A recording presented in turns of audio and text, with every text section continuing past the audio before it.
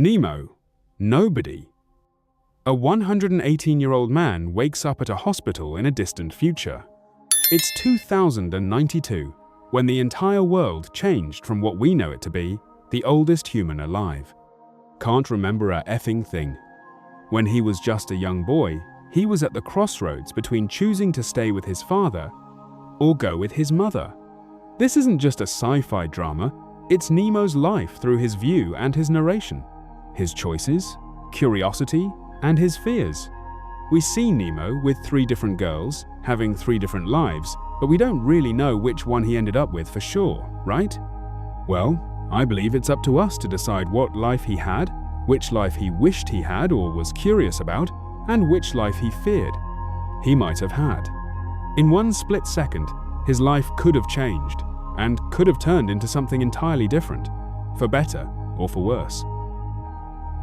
Isn't that something all of us questioned at some point in our lives? Why do we see other people, and why don't we see ourselves? When I fall and get back up, my parents applaud me and say, "Good job." Those are the things Nemo was curious about, as have probably many of us. You might have been curious about why are some people taller, and why are some people much shorter, right? Why do we have to go to be when it's dark? And what do we do? And what happens to us while we are asleep? Nemo's life could have been much easier if he had both his father and his mother by his side. A divorce. A tough choice made by 2 adults which can affect the rest of their child's life. That child will grow older, go to school, meet friends, get a job, have hardships in life, get married, and eventually get to a position when they will have their own kids, and then, maybe then, they will understand why their parents did what they did. Sure, Nemo wasn't abused by his parents, but like most of the kids, Nemo had both parents together at one point, had the best life possible, in their own little world. Their rules, tradition, jokes, all of a sudden, it breaks apart. It might seem deceiving or even complicated in some moments, but for me, personally, everything makes sense. Him in a bathtub looking scared literally represents his fear of drowning.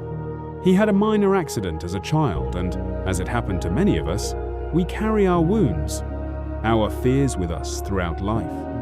The cinematography, the peaceful vibe, and Jared Leto's acting are bringing this idea of life choices, missed opportunities, traumas, fears, regrets, and fulfillments to another level.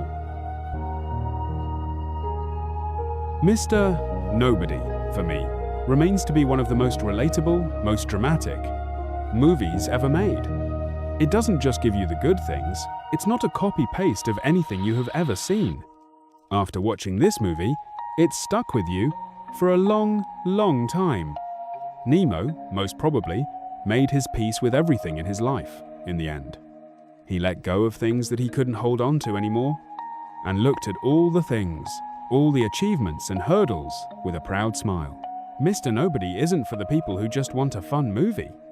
Mr. Nobody is for those overthinking kind of people, contemplating about their past and their choices,